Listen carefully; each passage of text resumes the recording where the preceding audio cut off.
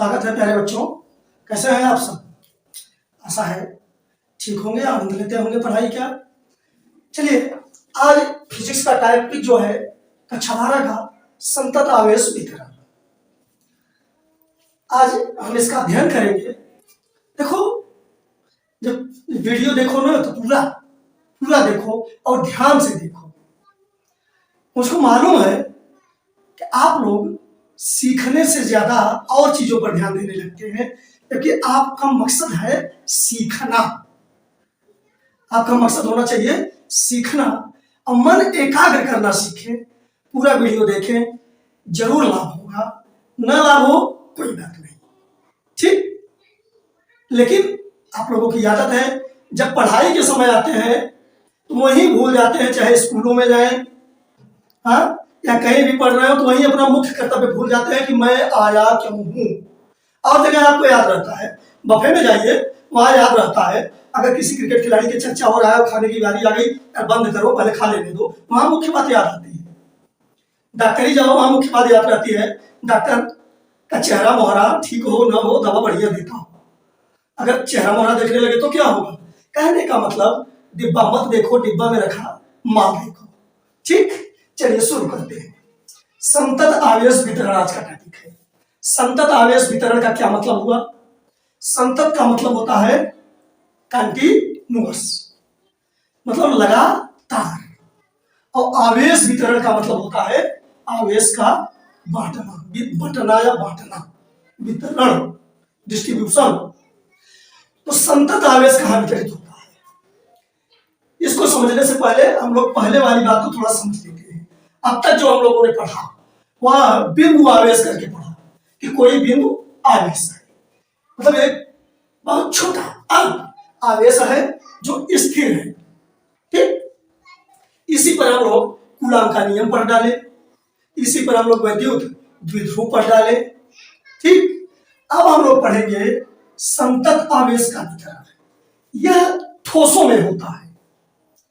ठोस जो होते हैं, ठोस, उन पर अगर पूरा आवेश वितरित कर दिया जाए तो वे आवेश संतत माने जाते हैं कि लगातार। अब जरा आप बताइए कि एक ठोस पर, कोई ठोस चीज ले लीजिए, एक ठोस चीज मान लीजिए, इस पर कितने बिंदु होंगे? कितने बिंदु होंगे?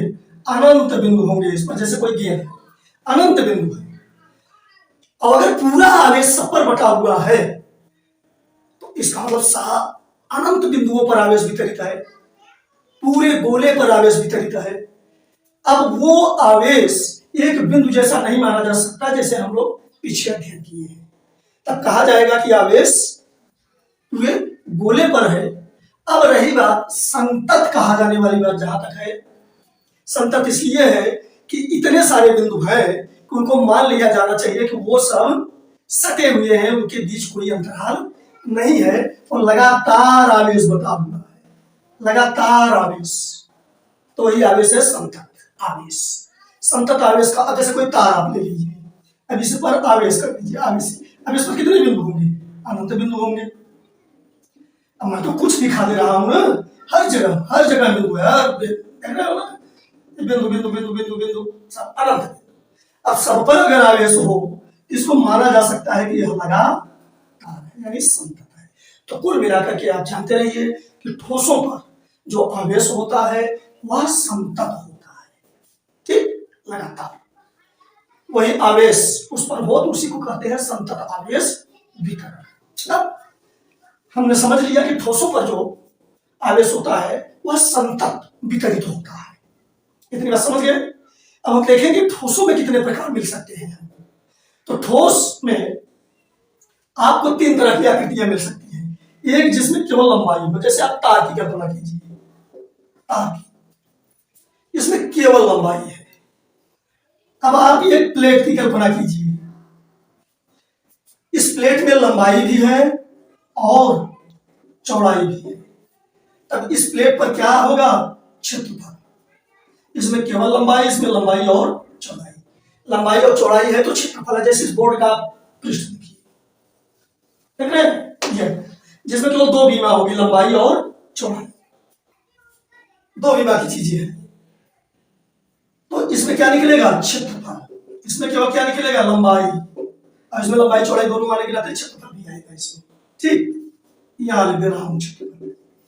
अब आप कल्पना कीजिए कि जिसमें लंबाई हो, चौड़ाई हो, ऊंचाई हो, 3 विमा की चीजें, तब उसमें आएगा आयतन। अब आकृति कोई ले लीजिए, जैसे घनाभ की कोई आकृति ले लीजिए या गोले की कोई आकृति ले लीजिए, इसको आप गोला समझना, वृत्त नहीं। अब गोले की कोई आकृति ले लीजिए तो इसमें लंबाई भी होगी, चौड़ाई भी होगी और ऊंचाई या मोटाई भी होगी। ठीक, तो इसमें अगर आप आवेश बांटेंगे तो उसके अंदर जो कुछ है द्रव्य, उसमें भी आवेश बटा रहेगा। तब वो केवल लंबाई नहीं कहा जा सकता, उसको कोई क्षेत्रफल की चीज नहीं कहा जा सकता, बल्कि वह आयतन की चीज बन जाएगी। तो इन 3 आकृतियों, अब इसमें आयतन होगा, 3 विमा की चीज है, तो इन तीनों के अनुसार, अब तीनों पर अगर आवेश हो तो यह लंबाई में बटा रहेगा। तो इसे मान लिया जाएगा कि तार में आवेश वितरण, यानी केवल इसमें लंबाई है। इस पर मान लिया जाएगा क्षेत्रफल आवेश वितरण, इसमें क्षेत्रफल है और इसमें आयतन है, तो पूरे आयतन में बटा है, इसे कहा जाएगा आयतन आवेश वितरण। ठोसों को इन 3 प्रकारों के आधार पर हम समझेंगे। ठीक, और उसमें आवेश का वितरण समझेंगे। अब चलिए एक एक करके समझते हैं। अब मान लीजिए कोई तार है, मान लीजिए कोई तार है। अब इसमें आवेश का वितरण अगर हम देखें, किसी तार में आवेश का वितरण या संतत वितरण या संतत आवेश वितरण, आप चाहे जो नाम ले लीजिए। ठीक, तार में आवेश का संतत वितरण। अब देखिए, अब इसमें मान लीजिए कि आवेश इस तरह से, बस आवेश हम दिखा दे रहे हैं, फैला हुआ है, पूरा वितरित है।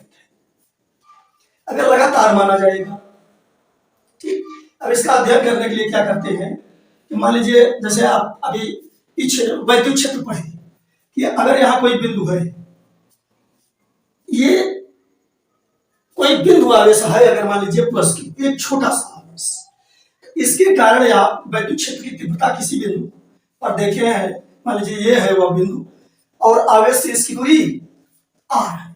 अब आप पढ़े हैं कि बिंदु ए पर जो वैद्युत क्षेत्र की तीव्रता बनेगी वह E बराबर 1/4 pi epsilon not into Q by r square होगा।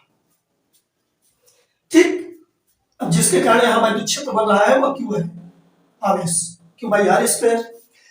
अब ये बेटा ये बिंदु था, लेकिन इस तार पर तो ऐसे पता नहीं कितने बिंदु हैं, और अगर हम यहाँ कोई बिंदु ले ले ए और यहाँ पूछे कितना वैद्युत क्षेत्र बनेगा, तो कोई एक बिंदु थोड़े ही है कि यहाँ पता चल जाएगा। यहाँ तो ये पूरा फैला हुआ है अनंत बिंदुओं पर, सबका प्रभाव यहाँ पड़ेगा, सबका प्रभाव पड़ेगा। इसलिए आपको इसे समझना जरूरी है, इसलिए आपको एक पढ़ाया जा रहा है। अब आप बिंदु आवेश को छोड़ करके संतत वितरण वाले टॉपिक में चलेंगे, तो उसकी समझ जरूरी है। ठीक, आगे हम पढ़ाएंगे तो इसकी समझ रहेगी तो बात बहुत बढ़िया समझ में आएगी। अब देखिए, अगर हम यहाँ कोई एक छोटा सा अवयव खंड ले लें, ऐसी स्थितियों में एक छोटा अवयव खंड ले लिया जाता है, मतलब तार की लंबाई चाहे जो हो, ये एक छोटे से भाग की कल्पना कर ली जाती है, इसको हम मान ले रहे हैं D, delta L, delta L. अब एक छोटा भाग ले लिए तो निश्चित है इतने भाग पर जो आवेश की मात्रा होगी वह भी बहुत कम होगी, यानी डेल्टा क्यू आवेश मान ले रहे हैं। अब यह इतना छोटा लिए है कि एक बिंदु माना जा सकता है, यानी यही बिंदु आवेश होगी बता रही है, देख रहे हो ना, बिंदु आवेश। अब एक छोटे भाग की हम कल्पना कर ले और हमको यहां देखना है वैद्युत क्षेत्र की तीव्रता, ये आर दूरी पर मान लीजिए है। अब हम अगर एक मूल बिंदु खींचे, हालांकि सदिश में इसकी जरूरत होती है मूल बिंदु दिखाने की, आप पढ़े होंगे। ठीक, अब यहां आप देखिए कि यह दूरी हम कैसे, अब इसके नाते अगर देखें, इस भाग के नाते डेल्टा एल के नाते, जिस पर डेल्टा क्यू आवेश है, तब वैद्युत क्षेत्र की तीव्रता क्या बन जाएगी? E बराबर 1/4 pi epsilon not into delta Q. अब आवेश हम डेल्टा क्यू लेंगे। ठीक भाई, यह दूरी अगर r है तो r स्क्वायर। लेकिन अब देखिए तार को किस तरह से मैं घुमा के रखा हूं, क्या सबसे हर जगह से दूरी आ रही होगी? नहीं, हर जगह से दूरियां अलग अलग होंगी। अभी आपको यहाँ केवल कॉन्सेप्ट दिया जा रहा है, ठीक। अब यही अगर डेल्टा एल बहुत छोटा हो जाए तो डेल्टा क्यू भी बहुत छोटा होगा। अगर कोई चीज बहुत छोटा दिखा दिया जाता है बेटा, जैसे यदि डेल्टा क्यू, जो गणित के छात्र होंगे वो अच्छी तरह से इसे समझेंगे, और वैसे भी आप भी समझ लीजिए अगर गणित के छात्र ना हो तो। अब डेल्टा क्यू अगर इसे पढ़ते हैं delta Q tends to zero, tends TENDS, tends का मतलब होता है प्रवृत्त होना। प्रवृत्त होने का मतलब उस ओर बढ़ना। अगर डेल्टा क्यू जीरो की ओर बढ़ रहा है, जीरो की बढ़ने का मतलब इतना कम हो, इतना कम हो, इतना कम हो कि लगभग जीरो के बराबर, ठीक। और अंग्रेजी में बोलते हैं delta Q tends to zero, ठीक। अब ये डेल्टा एल जो है ये अभी जीरो ही हो, जीरो ना हो, जीरो नहीं होगा, टेंड्स टू जीरो, लगभग जीरो होगा। जब जीरो हो गया तो खेल ही खत्म। अब तो इसका मतलब यहाँ कोई खंड है ही नहीं, यह सब आप जानते रहिए। तो ऐसे केस में यहाँ जो डेल्टा होता है ना, अब इसको आप जानते रहिए, क्योंकि जब अवकलन और समाकलन का प्रयोग किया जाता है तो जानना जरूरी होता है। अब यहाँ डेल्टा की जगह हम डी का यूज करेंगे और बाकी चीज वैसे लिखे रहेंगे, 1/4 pi epsilon naught into D by R square, ठीक। अब चलिए आगे देखते हैं। अब यहाँ हालांकि अभी हम केवल इतने भाग ले रहे हैं, अभी डीएल का प्रयोग आगे करेंगे। अब यहाँ ये बहुत महत्वपूर्ण बात आपको बताने जा रहा हूं, आवेश घनत्व, रैखिक आवेश घनत्व। यहाँ जो आप तार मान लिए हैं, यहाँ आप लिख सकते हैं कि रैखिक आवेश का संतत वितरण, ऐसे भी आप कह सकते हैं, या आवेश का रैखिक, आवेश का रैखिक संतत वितरण, आप ऐसे भी कर सकते हैं जैसे भी, ठीक। अब रैखिक आवेश, रैखिक संतत आवेश वितरण नाम दे रहे हैं इसे। अब आपको चाहे रैखिक कहे चाहे तार कहे, अब आपको समझ लेना है कि कोई फर्क नहीं, इसलिए मैं दोनों लिखकर दिखा दिया आपको, ठीक। तब यहां रैखिक आवेश घनत्व एक शब्द आता है, रैखिक आवेश घनत्व, इस बात पे आप ध्यान देंगे। अगर रैखिक आवेश घनत्व, हाँ आप क्या समझेंगे, आप पहले आप घनत्व समझ लीजिए, घनापन। घनापन आप कैसे समझते हैं? आप मान लीजिए आपके गांव की आबादी 50,000 है, ठीक, और गांव का क्षेत्रफल हम मान ले रहे हैं 1,000। क्षेत्रफल कितना मान लिए? 1,000, यह क्षेत्रफल है। अगर आपसे पूछा जाए कि आपके यहाँ, आपके गांव में जनसंख्या घनत्व कितना है, जनसंख्या घनत्व, तब आप क्या करेंगे? अब घनत्व को कैसे परिभाषित किया जाएगा? 1 वर्ग किलोमीटर में रहने वाली आबादी। 1 वर्ग किलोमीटर में जनसंख्या घनत्व को इसी तरह से निकाला जाता है, सब में वर्ग किलोमीटर नहीं लिया जाता, ठीक है। अभी लंबाई में लेंगे तो मीटर लेंगे, 1 मीटर में एकांक जिसको आप कहते हैं, 1 यूनिट, 1 मात्रक। तो यहां अगर हम 1,000 का भाग दे दें बेटा, तो यह आ जाएगा 50, यानी 50 व्यक्ति प्रति वर्ग किलोमीटर रहते हैं। मैं यहां कुछ आपको बताना चाह रहा हूं स्पेशल चीज। अब अगर यह आबादी मान लिया जाए समान रूप से पूरे गांव में बटी है, अब जैसे यहाँ संतत आवेश वितरण कर दिया गया लगातार, और मान लिया जाता है समान रूप से बटा है आवेश, उसी तरह से आबादी भी अगर बटी है तो आप पूरा गांव ना लेकर के अपने गांव का आधा क्षेत्रफल ले लीजिए। मान लीजिए कि आप आधा ही माप पाए हैं अपने गांव को, और अगर आपको मालूम है कि आबादी समान रूप से वितरित है, तब आप परवाह मत कीजिए। जब आप आधा गांव नापेंगे ना, तो 25,000 की आबादी आपको मिल जाएगी अपने आप, और क्षेत्रफल जो मिलेगा वह 500 मिलेगा। 1,000 का आधा, आबादी 50,000 की आधी मिलेगी क्योंकि समान रूप से बटी हुई है आबादी, और 1,000 का 500 हो जाएगा। फिर आप जब भाग करेंगे तो यहाँ देखिए 5 का भाग करेंगे तो फिर 50 आएगा। इसी पर आपको ध्यान देना है। कहने का मतलब, आप अगर कोई चीज समान रूप से बटी है तो आप छोटी लंबाई ले लीजिए, और उसमें जितना वो द्रव्य आए उतने ही लंबाई का भाग दे दीजिए, तब भी वही चीज आएगा जो पूरे का आप निकालेंगे, कोई फर्क नहीं पड़ेगा। ठीक, आशा है इस बात को आप समझ गए। अब इसी तरह से जब तार में लेंगे तो पूरे तार में आवेश क्या है, बटा हुआ है। तो पूरे तार का अगर आवेश ले लें, मान लीजिए क्यू आवेश है, अब पूरी लंबाई यल है, तो यल का अगर भाग दे देंगे तो जो घनत्व आएगा, आवेश घनत्व कुछ भी मान लीजिए, तो आवेश घनत्व को हालांकि लैम्डा से दिखाते हैं, रैखिक आवेश घनत्व को। तो क्यू बाई एल बराबर अगर लैम्डा हो रहा है, तो अगर एक छोटे भाग डेल्टा एल को ले लें और उसमें आवेश डेल्टा क्यू है, तो delta Q by delta L भी लैम्डा ही आएगा, घनत्व तो यही बनेगा। लंबाई का भाग दे दिए ना, चाहे यहां चाहे यहां, तो एकांक लंबाई में आ गया, एकांक लंबाई माने 1 मीटर। ठीक, यह भ्रम आपको न हो। अब इसकी क्यों जरूरत आ पड़ी, इसको समझ लेते हैं, अब बात बहुत बढ़िया समझ में आ जाएगी। इसकी जरूरत इसलिए पड़ी कि जब इन तारों के बारे में अध्ययन किया जाता है तो तारों की लंबाई नहीं दी जाती है, मान लिया जाता है कि अनंत है, क्योंकि समान रूप से वितरित है, तो मान लिया जाता है कि केवल घनत्व तो हमको मालूम हो और हमारा काम हो जाए, हमें कुछ ऐसा फार्मूला निकाल लेना चाहिए, क्योंकि घनत्व तो अभी हमने बताया कि थोड़ा ही नाप करके उसमें कितना आवेश है उतने से हम पता लगा लेंगे। अगर समान रूप से वितरित है तो हमें पूरे की कोई जरूरत नहीं है, इस घनत्व निकाल सकते हैं, इसलिए घनत्व के पद में सूत्र निकाला जाएगा, रैखिक आवेश घनत्व के पद में। अब आइए समझते हैं, यहाँ आपने क्या देखा कि डेल्टा, अब रैखिक आवेश घनत्व लैम्डा बराबर आपने देखा कि delta Q by delta L, तब हम लिख सकते हैं डेल्टा क्यू, ध्यान देना, डेल्टा क्यू बराबर, अब डेल्टा एल का यहाँ पीछा का गुणा कर दें तो लैम्डा इंटू डेल्टा ये आ जाएगा। ठीक, अब क्यू डेल्टा क्यू की जगह, चूंकि आवेश का पता नहीं, हमको केवल घनत्व मालूम रहेगा। ठीक, अब घनत्व आपसे परीक्षा में पूछता नहीं है कि लैम्डा के पद में इस चीज को निकालिए, मैंने देखिए आवेश घनत्व का देता है कि पद में निकालिए, तो आप जानते रहिए उसी को लैम्डा से दिखाया जाता है। तब ई बराबर बनेगा बिंदु ए पर, अब यहाँ ई बराबर आप यहाँ लिख चुके हैं, अब ध्यान दीजिए, या यही ध्यान दीजिए, आप डेल्टा क्यू की जगह हम यही मान रख लेंगे,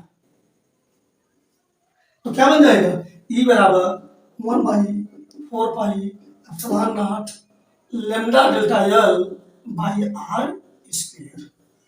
अब यही डेल्टा एल अगर इतना छोटा हो कि जब ये बताया हमने टेस्ट टू 0, तो ई बराबर 1/4 पाई एप्सिलॉन नॉट इनटू, अब लैम्डा डीएल लिख देते हैं, इसको डेल्टा एल लिख रहे हैं, डीएल लिख देते हैं बाई आर स्क्वायर। इस चीज का भी यहाँ कोई उपयोग नहीं है, आप इसको जानिए, केवल आपको इसलिए समझाया गया है। अब इसको देखिए बेटा, तो ये वैद्युत क्षेत्र जो है वो सदिश रूप का होता है, यहाँ बताया देने मूल बिंदु है वैसा, तो सदिश, अब ए की सदिश देखी जाएगी, इसकी देखी जाएगी, इसकी सदिश। ठीक, अब बात यह है कि इतना आपको परेशान होने की कोई जरूरत नहीं। अब आप पढ़े होंगे सदिश में, ऐसे बच्चे ने वेक्टर की मांग की है, और वेक्टर का वो कक्षा 11 का टॉपिक है, लेकिन जल्द ही वेक्टर पढ़ा के आपको वीडियो भेजेंगे, क्योंकि इसमें मेरी खुशी है कि कम से कम आप चाहते हैं पढ़ना, मैं मदद पूरा करूंगा। तो वेक्टर ई बराबर, अब ध्यान देना, अब अगर हमें ऐसे सदिश का रूप ले ले तो आपको बहुत परेशान होने की जरूरत नहीं है। 1/4 pi epsilon naught lambda DL आप अगर लिख लिए बाई आर स्क्वायर, तो सदिश बनाने के लिए अदिश राशि में केवल उस दिशा में, अदिश और सदिश में क्या अंतर होता है, परिमाण दोनों में होते हैं, अदिश में भी और सदिश में, लेकिन सदिश में एक चीज ज्यादा होता है, क्या, दिशा का ज्ञान। तो दिशा का ज्ञान जब भी आपको कराना हो, अदिश से सदिश बनाना हो, तो जिस दिशा में हो उसी दिशा में आप एकांक सदिश का गुणा कर दीजिए। अब एकांक सदिश के गुणा का क्या मतलब हुआ, जैसे अगर ये आपको आर मान रहे हैं, तो इस दिशा में एकांक सदिश कितना है, तो इस दिशा में एकांक सदिश आप आर कैप मान लीजिए, एकांक सदिश पर कैप लगाते हैं, बस हो गया सदिश रूप, बस खत्म। चलिए आगे देखते हैं, ये दूसरा वाला लेते हैं, पृष्ठीय आवेश वितरण, जिसमें हमने बताया था कि क्षेत्रफल होता है, तो उस क्षेत्रफल को बेटा पृष्ठ कहते हैं। पृष्ठ का मतलब होता है पीठ, पृष्ठ का विग्रह रूप है पीठ, यानी अभी जैसे देखिए यह बोर्ड का पीठ या पृष्ठ है, तो क्षेत्रफल वाली चीजों में पृष्ठ होगा। जैसे गोले को आप ऊपर से टच करते हैं पूरा, तो वह पृष्ठ है। अंदर सही पूरा लेते हैं तब वो आयतन बन जाता है। ठीक, तो ये जिसको हम टच करेंगे ऐसे वो सब पृष्ठ होता है। तो क्षेत्रफल वाली चीज में पृष्ठीय आवेश वितरण की बात की जाती है। अब आगे आप अगर पहले बढ़िया समझ चुके हैं तो बहुत आसान है। मान लीजिए जैसे कोई प्लेट है, ठीक, अब यह आवेश ध्यान दीजिए, इस पर आवेश है, आवेश सिखाइए। अब हमें यहाँ इसके किसी छोटे अवयव के कारण, वही छोटे अवयव की बात करेंगे, छोटे अवयव के कारण यहाँ बिंदु ए पर कोई बिंदु है, यहाँ क्षेत्रफल देखना है, वैद्युत क्षेत्र की तीव्रता। तो इस छोटे अवयव को, अब चूंकि पूरे पृष्ठ को हम यस से दिखाते हैं, पूरे पृष्ठ को, तो इस छोटे अवयव की पृष्ठ को हम डी एस से दिखाएंगे या डेल्टा एस से, डेल्टा एस से दिखाया डी एस से। ठीक, तो बहुत छोटा अवयव मानेंगे, वही फिर आएगा। जैसे वहां लंबाई लगभग सूक्ष्म माने थे 0 के बराबर, वैसे डेल्टा एस बहुत छोटा मानेंगे। अब इसके कारण यहाँ जो वैद्युत क्षेत्र की तीव्रता बनेगी वह, अब बात वही आप समझ लीजिए, ई बराबर 1/4 पाई एप्सिलॉन नॉट इनटू, अब अगर यह डेल्टा एस है तो इस पर आवेश भी डेल्टा क्यू माना जा सकता है, आवेश इसका डेल्टा क्यू माना जा सकता है। तो delta Q by R square, या तो सब में यही रहेगा। लेकिन अब जैसे वहां रेखीय आवेश घनत्व लगा दिए थे, उसी तरह से यहाँ पृष्ठीय आवेश घनत्व निकालेंगे। अब पृष्ठीय आवेश घनत्व समझ लेते हैं। अरे पृष्ठीय आवेश घनत्व क्या है, स्मॉल सिग्मा से दिखाते हैं। स्मॉल सिग्मा बराबर, फिर वहां जैसे आप लंबाई वाले में बताए थे कि लंबाई वाले में कुल आवेश बटे लंबाई, ऐसे कुल आवेश बटे क्षेत्रफल। अब क्षेत्रफल का भाग दीजिए, आयतन आए तो आयतन का भाग दीजिए। माने लंबाई वाले में एकांक लंबाई में देखना है, यहाँ एकांक क्षेत्रफल में देखना है, और आयतन वाले में एकांक आयतन का। तो एकांक निकालने के लिए उनका भाग दे दिया जाएगा बस। तो पृष्ठीय आवेश घनत्व ये स्मॉल सिग्मा है, तो स्मॉल सिग्मा बराबर क्या हो जाएगा, इस पर जो डेल्टा क्यू आवेश है और यह डेल्टा एस इसका क्षेत्रफल है। समान रूप से बटा है तो बताया ना, छोटे छोटे भाग लेकर के भी घनत्व निकाला जा सकता है। अब यहाँ डेल्टा क्यू हटाए अगर, तो डेल्टा क्यू बराबर बन जाएगा small sigma into delta S.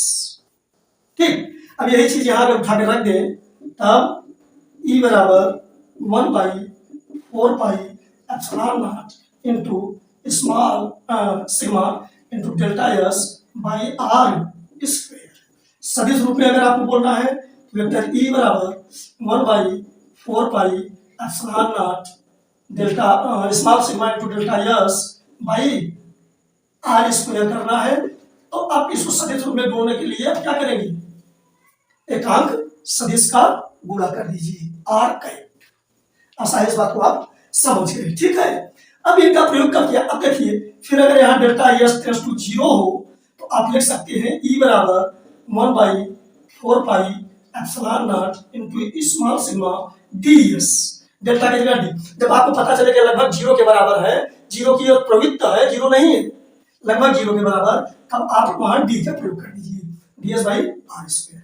अब आप यह समझ रहे होंगे कि सबकी क्या जरूरत है, आगे जरूरत पड़ेगी इसका प्रयोग किया जाएगा, अवकलन समाकलन में इनका प्रयोग किया जाएगा। और इसीलिए आपको पहले से इसका कॉन्सेप्ट दे दिया जाता है कि आप जानते रहिए।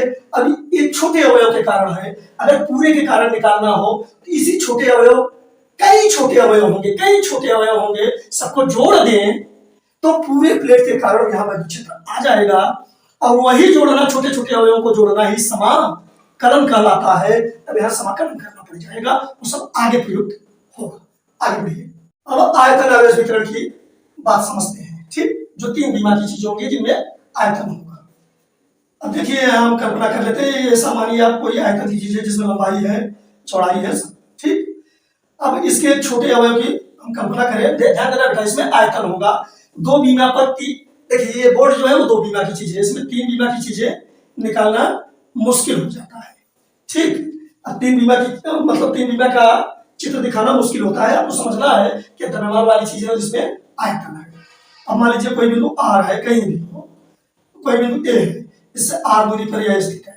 अब यही यहाँ बिंदु ए पर अगर हमें क्षेत्र की तीव्रता देखनी, ठीक, तो आप क्या करेंगे, अब फिर वही चीज लगाइए आप, E इक्वल टू ए पर विद्युत क्षेत्र की तीव्रता जो होगी, ए पर विद्युत क्षेत्र E बराबर 1/4 पाई इंटू, फिर यहाँ अगर छोटा अवयव आप लिए तो इसको डेल्टा V दिखाएंगे, आयतन को V से दिखाते हैं, छोटा खंड लिए हैं अत्यंत सूक्ष्म, लगभग 0 के बराबर जिसका आयतन 0 ना हो, 0 के बराबर, तो delta V equal to delta V by, फिर यहाँ डेल्टा V नहीं, अब यहाँ आवेश भी अल्प ही माना जा सकता है, डेल्टा Q, डेल्टा V छोटा है तो डेल्टा Q भी छोटा होगा बाई R स्क्वायर। फिर अब ध्यान दीजिए, पहले वाले में आप रेखीय आवेश घनत्व पढ़े, दूसरे वाले में पृष्ठीय आवेश घनत्व, अब आयतन आवेश घनत्व, यहाँ वितरण है जो बटा हुआ है आवेश पर, लेकिन आप घनत्व देख रहे हैं, तो फिर वही हो जाएगा आयतन आवेश घनत्व, आयतन आवेश घनत्व बराबर, अब क्या करेंगे हम, अब आयतन आवेश घनत्व निकालने के लिए फिर वही आयतन में पहले देखेंगे पूरा आवेश कितना है, फिर उसमें आयतन का भाग देंगे, तो पूरा आवेश यहाँ डेल्टा क्यू माने हैं और आयतन है डेल्टा, क्या हो जाएगा आयतन आवेश घनत्व। ठीक, अब आयतन आवेश घनत्व क्या होगा, अब इसका प्रयोग देखिए, आयतन आवेश घनत्व जो है उसे पहले ये भी समझ लीजिए, रो से दिखाते हैं, तो सावधान रहना है थोड़ा, रो जो है प्राय हल्के में लिखते समय पी की तरह चूंकि लिखा जाता है, या थोड़ा तिरछा होता है, आपको यह समझना है, जब लिखूं तो आप इसे पी मत समझिए, इसे रो समझिए, ठीक है, इसे क्या पढ़ा जाएगा, यहाँ लिख दे रहा हूं रो, तो रो बराबर इतना होता है। अब आप डेल्टा V का यहाँ अगर गुणा करें तो delta Q equal to rho into delta V, अब यहाँ आप प्रयोग कर दीजिए इसका डेल्टा Q की जगह, तो बच जाएगा E बराबर 1/4 pi epsilon naught into rho into delta V by R square. अब आपको अगर सदिश बनाना है तो vector E equal to 1/4 pi epsilon naught rho into delta V by R square, R का गुणा कर दीजिए, इसमें बस काम खत्म। ठीक।